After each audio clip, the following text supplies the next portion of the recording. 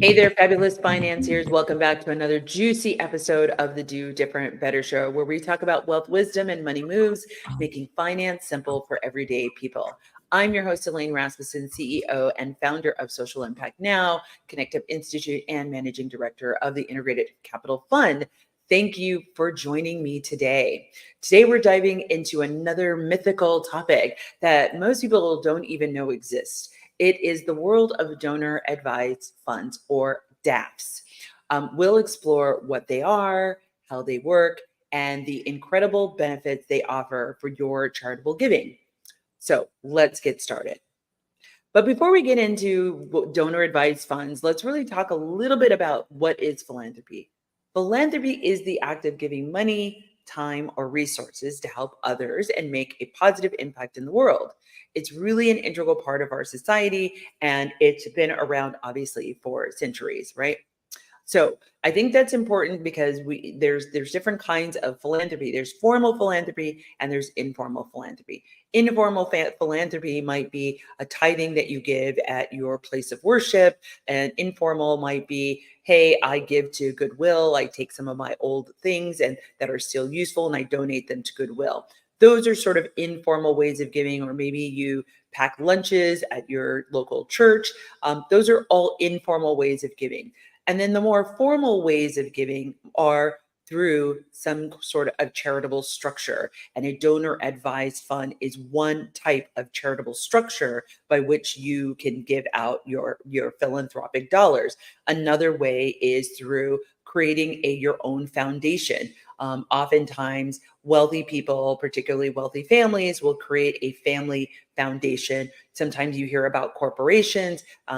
Your favorite companies like Target. Target has a corporate foundation by which they take a percentage of their sales and they put that money to work as charitable dollars or charity to local communities where there are Target stores, right? So with all of that being said, let's now get back to donor advised funds.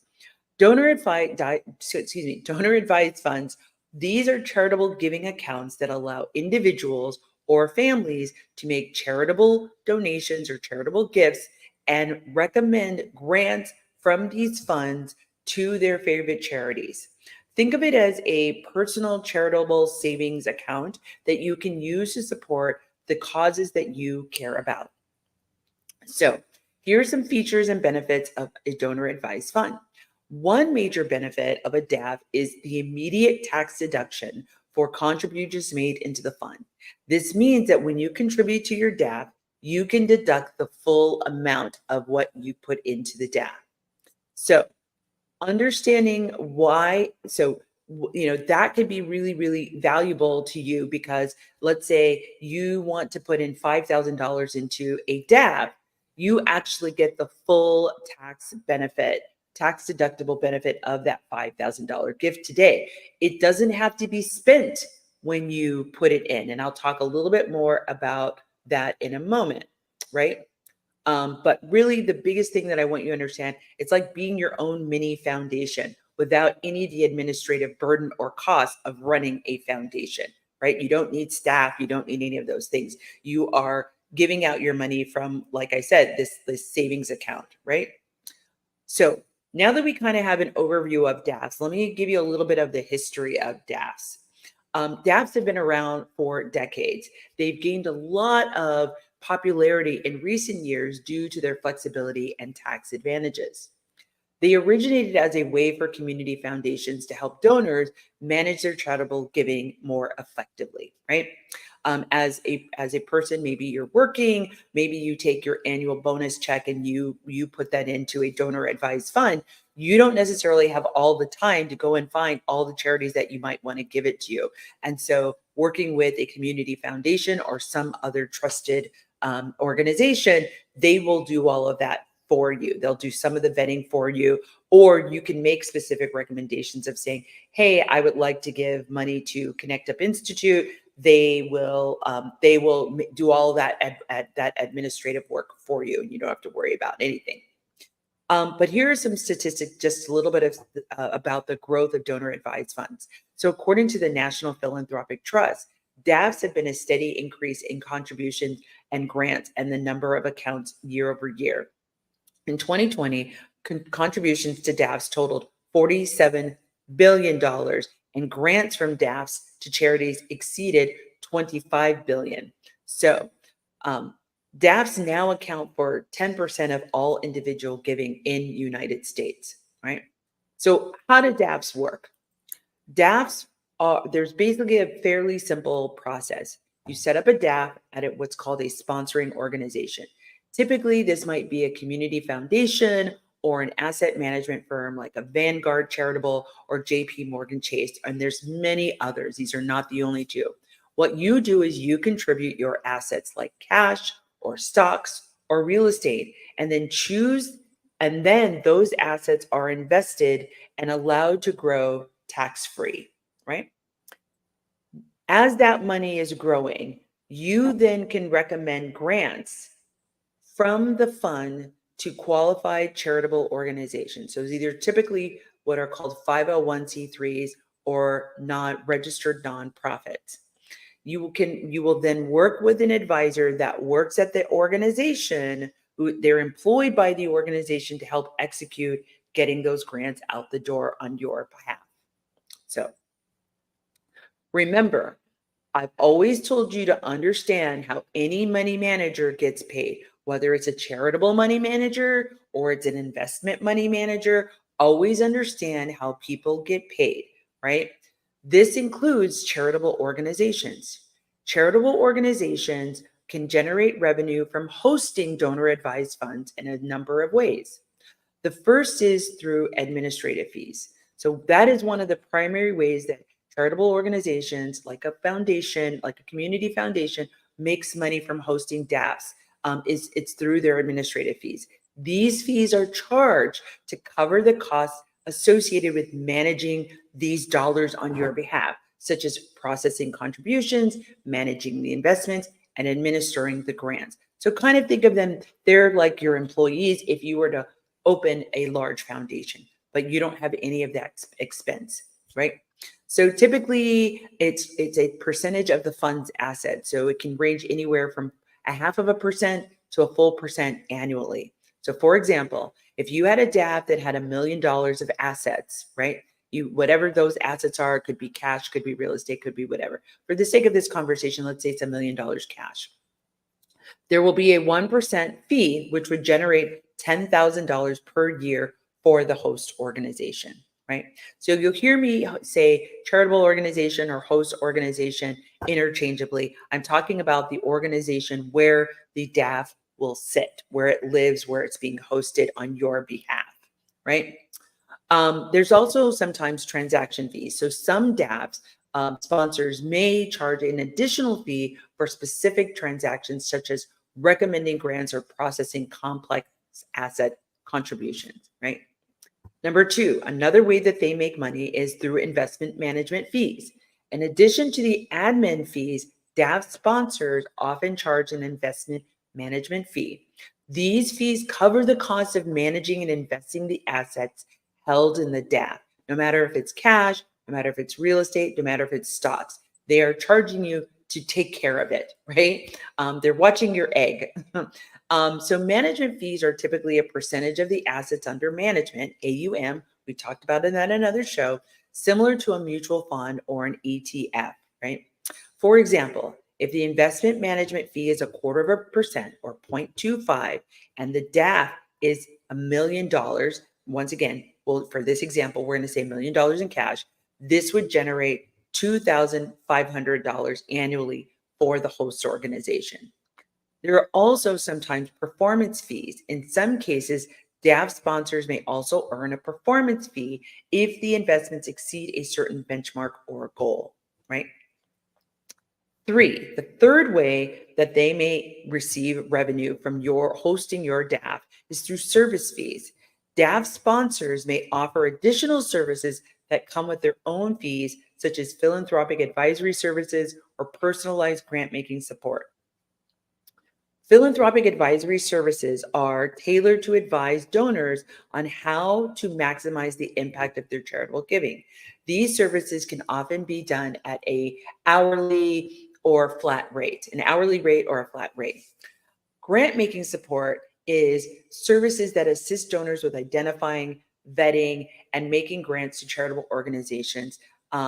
And that is another way that they can generate additional income. So or revenue. So let's say you don't know who your charities that you want to give to. They can help you discern that. But if you're coming with your own charities, you're like, hey, I would like to give to the Animal Rescue Society. Okay, that's a pretty straightforward one. They may or may not charge you for any sort of grant making support or other performance fees related to that. The fourth way that host organizations can make money from hosting your DAF is through investment and interest income. The assets in the DAFs are invested, and the investment income, meaning interest, dividends, or capital gains generated by those investments, can contribute to the overall financial health of the sponsoring organization. So they get the benefit of some of those dollars, right? Interest and dividends. So as it relates to interest and dividends, the income earned from bonds or dividend paying stocks or other interest generating investments can help cover their operational costs of managing and supporting your DAF or their entire DAF program, right? And then finally, capital gains. So if the investments appreciate in value, the realized capital gains can also support the charitable organization's activities, right? So a lot of times with the community foundations, they're not only helping you make your choices and administer your grants, they are also a grant making institution and are generating their own grants as well, as those grants that are being done as part of the donor, all of their portfolio of donor advised funds, right? So 5, another thing is it allows them to increase donor engagement. So by hosting donor advised funds, charitable organizations or host organizations can deepen their relationships with donors, which can then lead to an increase in donations. Donors who are satisfied with their DAF experience may be more likely to make additional contributions to their DAF or directly to the host organization that are separate from the DAF. Also, there could be an opportunity for legacy gifts. Donors might be inclined to include the charitable organization or host organization in their estate plans, then leading to significant gifts in the future. So, for example, let's say that a community foundation hosts a donor advised fund, once again, using our same example of $1 million in cash. The foundation charges 0.75% or 0.75 annual administrative fee and a 0.25 investment management fee. So this is how that might look. On $1 million at 0.75%, that would give them $7,500 in just administrative fees. The investment management fee on $1 million at 0.225 or 0.25% would be $2,500, meaning that their total revenue for managing that specific donor advised fund would be $7,500 in admin fees, $2,500 in investment fees, which would then equal $10,000 a year. So if they're hosting 100 or hundreds of donor advised funds, you can see that $10,000, and that's only with $1 million, right? There might be funds that have more, there might be funds that have less, but just say if there are multi-million if they're hosting millions of dollars, think about $10,000 a year times hundreds of donor advised funds. That in and of itself could turn into hundreds of thousands, if not $1 million. That now is revenue for the host organization. So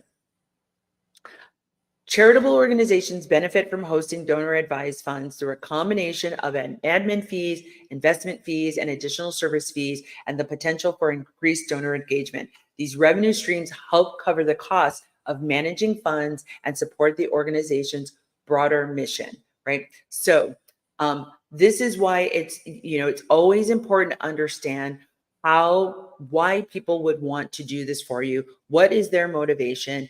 And so I want to explain to you, this is a really great opportunity. Donor advised funds are amazing, but it's important for you to understand some of the fees that are involved. Now, quickly in the last remaining minutes of this segment, I want to talk about what are the benefits of a donor advised fund. There are lots of really great benefits of having a donor advised fund. So I really want you to understand what those are. Number one is immediate tax deduction. One of the most significant benefits of a donor advised fund is the immediate tax deduction you receive in that particular tax year. This can be advantageous, particularly for high income earners looking to reduce their taxable income in a given year. So, for example, if you gave $10,000 to a DAP, you can deduct that from your taxable income and potentially save you thousands of dollars in taxes. The next part is tax-free growth. Once your assets are in the DAP, they can be invested and grow tax-free. This means more money is available for charitable grants over time. You don't get that money back, so just be clear about that. So, for example, if you put in $10,000 and it grows to $12,000, you now have $12,000 to grant to charities, and you won't owe any taxes on that growth. Next is comparing tax benefits. So DAFs offer great flexibility and immediate tax benefit compared to direct giving or setting up a private foundation, right? For example, unlike a private foundation, a donor advised fund doesn't require annual distributions and there's no excise tax on the investment income, right? Two, another benefit of donor advised funds is that you can make grants over time. DAFs allow you to recommend grants to your favorite charities at your own pace. It gives you time to research and choose these causes that matter to you. So, for example, you might decide to support a local food bank this year and a scholarship fund next year. You don't even have to give out the grant in the same year that you made the contribution to the donor advised fund. So let's say you put in $10,000 this year, you can not make your first grant until the following year. That is all going to depend on the circumstances and the agreement that you have with the host organization. So you'll definitely want to check that out. The next thing is investing in DAFs as an asset. So another advantage is the ability to invest in DAF assets, which grow over time, increasing the available amount of grants. So many DAF providers offer a range of investment options to align with your risk tolerance and your risk goals. And then finally, it's just strategic philanthropy. DAFs enable you to take a very strategic approach to philanthropy, aligning your charitable giving with your values and long-term goals. So, for example, you can create a giving plan that includes supporting educational initiatives, healthcare initiatives, small business initiatives, and environmental causes over a number of several years, right? So, finally, to wrap up this segment, we've covered donor advised funds, what they are, how they work, and the incredible benefits that they offer for your charitable giving. So here's my call to action. Take some time this week to explore setting up a donor advised fund. You can go online and check things out. There are lots of organizations locally, particularly if you live in a metropolitan area, and you can consider how a DAF might fit into your financial or charitable plans. Reach out to a local community foundation and ask that host organization, or you can ask where your 401k sits. A lot of times, the place where your 401k sits, they will often have a charitable arm of their organization where you can have a DAF hosted. So check these out, see where you come up with, and see if it seems like it might be something that's for you. So thanks for tuning in. I'm Elaine Rasmussen. I'm your host on the Do Different Better show. And in the next segment, we're going to dive into some practical tips for setting up your donor advised fund. So don't go anywhere. There's plenty to come on the Do Different Better show.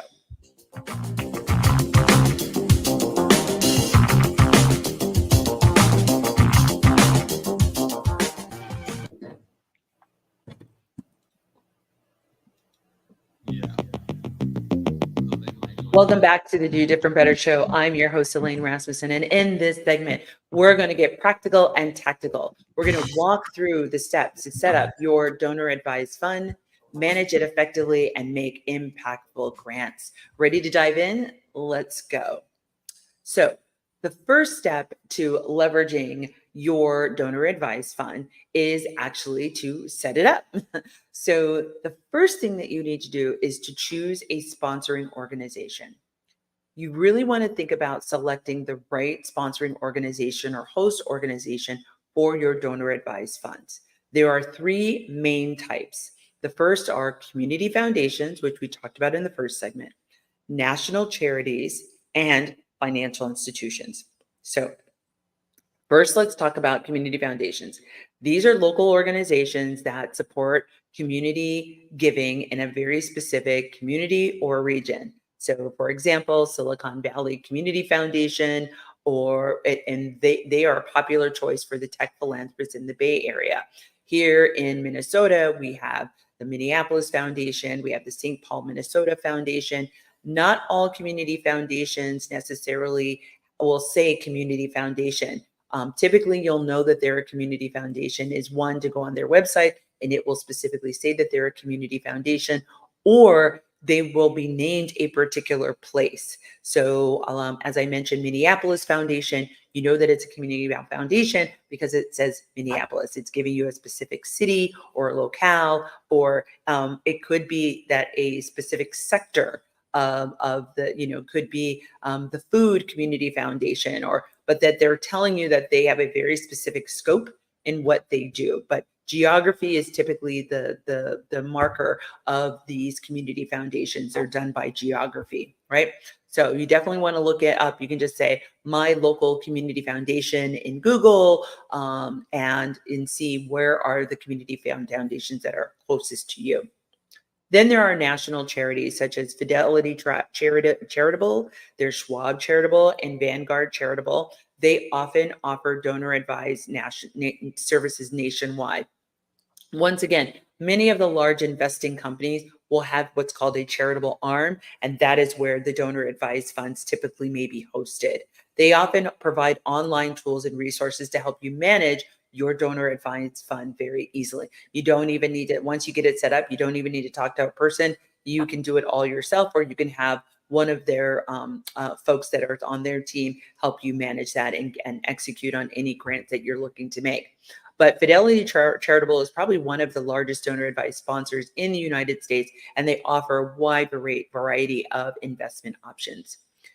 Next is financial institutions. So many financial institutions like banks and investment firms also offer DAFs as part of their wealth management services. So for example, Bank of America offers a DAF program that integrates their clients' overall financial planning, right? And once again, if you're working with a wealth advisor, they will be able to tell you if they offer these services. You can ask them if it hasn't come up in previous conversations, do you offer donor advised fund services? And they will tell you yes or no. And you can learn more about what are the scope and scale of what they offer, right? And here are some things that you want to think about considering. Look at the administrative fees charged by the sponsoring organization. We talked about that in the previous segment. They typically range from 0.5% to 1% of the assets that they're managing. So once again, if it's $1 million, you can do the math, right? So and then also look at what are the investment options, right? Check the variety of investment options available at your donor advised fund host organization. What are the support services that they offer? So consider the level of support and additional services offered, such as philanthropic advising. If you're new to philanthropy and I don't know how to pick a charity to give to. I'm not sure what kind of charities I should be giving to. I'm not sure how much I should be giving. Then you might want to leverage the support services, their philanthropic support advising services, right? So here's an example. Comparing the service fees of a Fidelity Charitable and Schwab Charitable and the local community foundation can help you decide which is the best fit for you, right? So next, number 2, opening and funding the account. So once you've chosen the sponsoring organization, the next step is to open your DAF, open the fund of your DAF. So usually there's an application process or an application form that's provided by the sponsoring or host organization. They'll ask you some basic information like your name, your contact details, but also they're going to ask you how much do you want to put into the fund? It's very similar to opening a bank account or a brokerage account. Very similar questions. You'll probably, if you're doing this online, you'll have some security questions. So you want to be mindful of what kinds of security, what are going to be your answers to your security questions, ones that you can easily remember. Next, you want to think about what are the types of assets you want to contribute. You can contribute a variety of assets to your donor advised fund. So we talked about cash, stocks, mutual funds, real estate, or even privately held business interests. If you hold an interest in a company, you can put the value of that in the donor advised fund. So for example, Contributing appreciated stock allows you to avoid capital gains taxes and receive a charitable deduction for the full market value. So let's say you have a stock, you've got Apple stock, it appreciated $100 a share. Normally, you would have to pay capital gains on the difference between what you bought it at and the now increase in the price. Well, if you give that stock as part of your asset into your donor advised fund, you'd be able to get the full market value, meaning the full price of it, and you don't have to pay capital gains. But also, that no longer belongs to you. It is for a charitable purpose. So understand it no longer belongs to you once you put it into donor advised fund. It belongs to you in the sense that you get to manage it and you get to dictate what happens to it, but you cannot benefit. It does not come back to you. So it's a really important thing to understand. Next is some practical tips for funding. So one, think about the timing of your contributions to maximize the tax benefit. So such as donating before year end to claim the deduction for that particular tax year. Also think about what assets you're selecting. So choose an asset that you have that as appreciated in value to take full advantage of the tax benefits. So just to give you an example, funding your donor advised fund with appreciated securities or stocks and bonds instead of cash can significantly enhance your tax savings, right? Because the security is going to go off of the face value. Whereas if you put in cash, cash only has the actual hard value of what it is. $10,000 is $10,000. However, if you have $10,000 of stocks and the stock appreciated to $12,000, you now have $12,000 that is the corpus of your donor advised fund. So I know that might be a little confusing, especially if this language is new to you, but it's just to understand that the face value of cash versus the appreciated value of any particular stock or bond or asset that you put in, that's going to be the difference of what the total value of grants that you can give out with your donor advised fund, right? So now we're going to move to managing and granting from a donor advised fund. So you've already set up your fund, you've funded your fund. It's now time to manage the investments and start making grants to your favorite charities, right? So the first thing is, what are your investment options? One of the key benefits of a donor advised fund is the ability to invest in assets that grow over time. So let's look at the investment options available. So here's an overview. Most sponsoring organizations offer a range of options from conservative to aggressive portfolios. So, and we've talked about what that means, right? From money market accounts, venture fund accounts, all kinds of things, right? So go back to one of the previous episodes to hear what does conservative to aggressive portfolio design look like, right? Then you want to think about aligning your investments with your charitable goals. So if it's important to choose investments that align with your risk tolerance and charitable goals, that's super, super important. So for example, a conservative investor might choose a bond fund to reserve capital, while an aggressive investor might opt for an equity fund, which is investing in the stock market for higher growth potential. And so go back to our show talking about equity investments versus bond investments and the difference between those two conversations, right? Then you want to actually grow the fund. By investing the assets, you can potentially increase the amount available for grants, making a greater impact over time. So for example, if your donor advised assets grow by 5% every year, you'll have more money to support your favorite causes, right? But once again, you never have to give out the full value of your donor advised fund at any given moment, right? That's also the difference between if you opened a foundation, you have a mandated spend every year, and the minimum by the IRS is 5%. So if you have $1 million that you have as a private foundation that you've opened or a family foundation, you are mandated by the IRS to give out a minimum of 5% every year. That's the minimum. With your donor advised fund, you are absolved of that 5% requirement. You can give out more, you can give out less, you can skip a year, but you receive the tax benefit in the year that you put in the money into the fund. So just understand how all of those, it's a little bit of a mind Jenga that you want to be thinking about, right? So number 2, let's talk about making grants from your donor advised fund. And this is the exciting part, giving out money. And what's more fun than that? So the thing that you want to think about is how to process and the process of recommending grants for your donor advised fund. So once again, most donor advised fund providers have an online platform where you can log in and make recommendations to IRS qualified public charities. Typically, these are charities that have a 501c3 status. That is a tax code status, 501c3. There's 501c, there's 501ds, there's 501es, and there's different rules, but by and large, 501c3s. Those are IRS qualified charitable public charities. And at this point, you can specify the amount, you can specify the purpose, and you can specify the timing of the grants on the platform. So here are some tips for effective, impactful grant making if you're not going to use the philanthropic services of the host organization.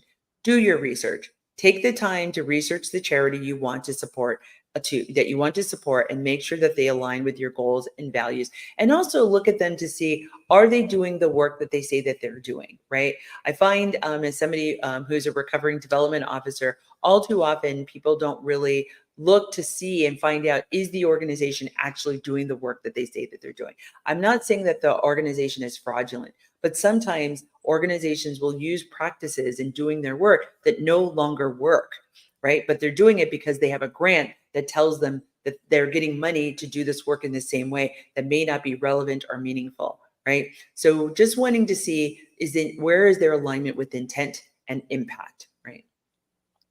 Another tip is make your giving regular, right? So consider setting up recurring grants. This is a very beneficial thing for organizations to know where their money is coming from. Very similar to you wanting to make sure that your paycheck gets into your bank account every pay period. Nonprofit organizations need to know where their funds are coming from so they can plan well and to do the work, and that they don't wake up one day and be like, oh, there's no grant this year, we're going to have to cut our program by 30%. So by setting up recurring grants or setting up multi-year grants is a great way to support the charities that you love and helping them become very sustainable and continue the work that they're doing, right?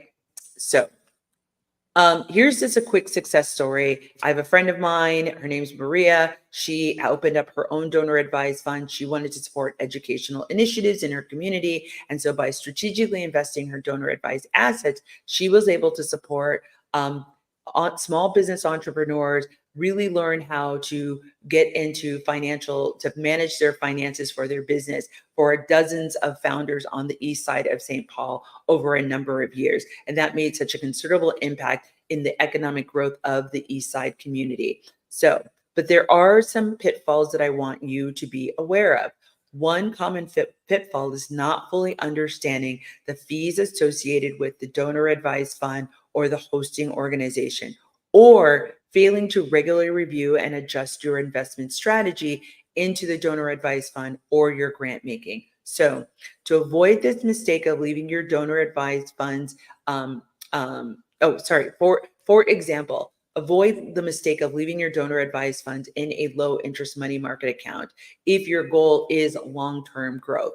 If being aware of how much money you have to give each year, maybe you might want to set a ceiling and maybe a floor of like, I want to make sure I give out no less than $2,000, but no more than $25,000 every year, right? So these are kinds of things that you want to think about. And if you have a good advisor, they're going to ask you these questions. But once again, you shouldn't rely on somebody else. You should really think about these questions yourself. And even if you're just thinking about them, you may not have an answer, but continue to have a conversation with yourself about these things. Maybe do it with your partner. I definitely encourage getting family involved in these conversations, particularly children, so that they start to understand and get this as a practice of how they might want to think about managing their philanthropic energies or their philanthropic giving.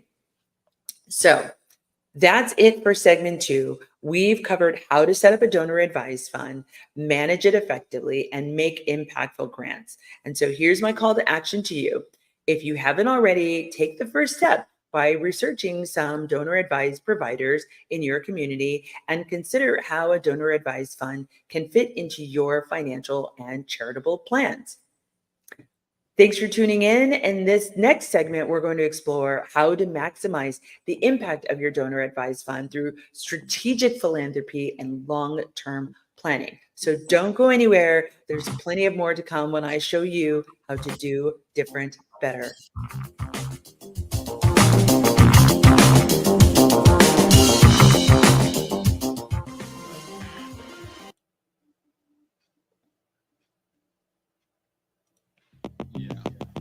Welcome back to the Do Different Better show. I'm your host, Elaine Rasmussen. And in this final segment, we're going to explore how to maximize the impact of your donor advised fund.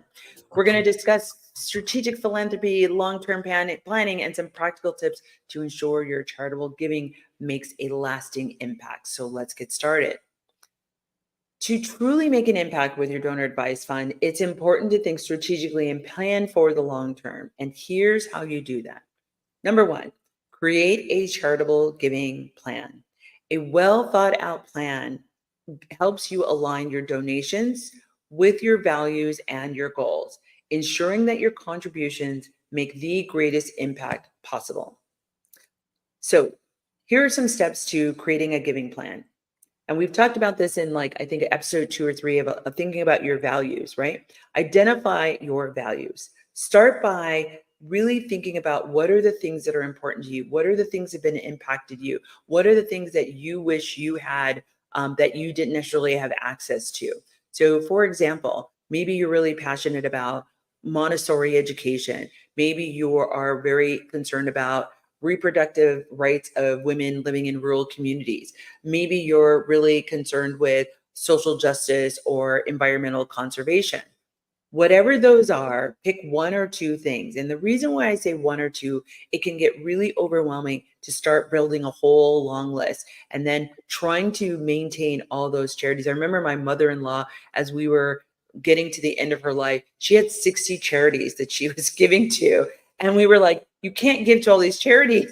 It doesn't make sense, right? From a practical standpoint. And actually, it's not good for the nonprofits to continue to get these small checks as opposed to supporting one or two organizations in a big way. That is actually more helpful and more meaningful to the organization. It might feel good to write 60 checks, but it's actually not actually to the long-term sustainability of the charities that you actually care about. You're not setting them up for success.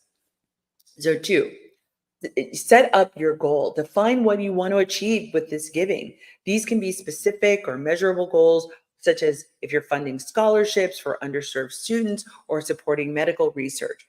Aim to fund a specific number for a specific number of people for a specific type of need, right? Getting more clear about that helps you decide on the charities because of how their work is set up is aligned with what you're thinking of giving. That doesn't mean that there isn't room for modification or changes. You learn more about the field that you are supporting through your charity, but you want to start somewhere to know whether or not you're making any movement and you're making the impact that you want to have. Next is you want to research these charities. So take the time to research and vet the charities that align with your values and your goals, similar to a job. And there's some great resources online like Charity Navigator or GuideStar, which I think now is called Candid, Candid. And you can research what are called 990s. So while we as individuals, we file 1040 tax returns, nonprofits file 990s. So in GuideStar or Candid, you can go and look up 990s for charitable organizations and see, are they financially healthy, right? And if you're not sure how to read one, we'll probably do a show on that. Let me know if that would be of something of interest to you. And then what you want to do is you want to plan your contribution. So decide how much you want to contribute each year. Like I said, we talked about providing a floor and a ceiling of what you might want to think about giving. So, for example, you might want to allocate $10,000 annually to maybe one or two different charities with specific amounts earmarked for each cause. Or you might say, I'm going to give this charity $10,000 every single year. Whatever that is, once again, it's a good idea to write it down, not only for your donor advisor and the host organization, but for yourself. So you can look back over time and be like, oh, this is the trajectory that I've executed. Do I want to make modifications? Does this still feel good? Is it still meaningful and relevant considering the external circumstances of the environment, whether it be financial forces, environmental forces, whatever that may be. So I'll give you an example of my personal strategic giving plan.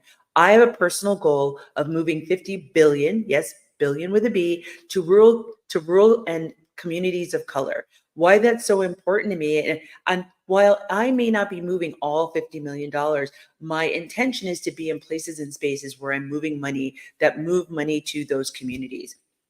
I'm a big supporter of rural communities. I'm a big supporter of communities of color. So the work that I do is all with the intention of moving money to those communities. So I have my own personal giving plan. I have my own personal investment plan, but I also want to leverage other people, places, and spaces to move money as well. So that's just my own, give you an example of what that could look like, of having something very defined and clear. And I have some other sort of subsets of what that means as far as what are the areas that looks at. I'm looking at small business entrepreneurship.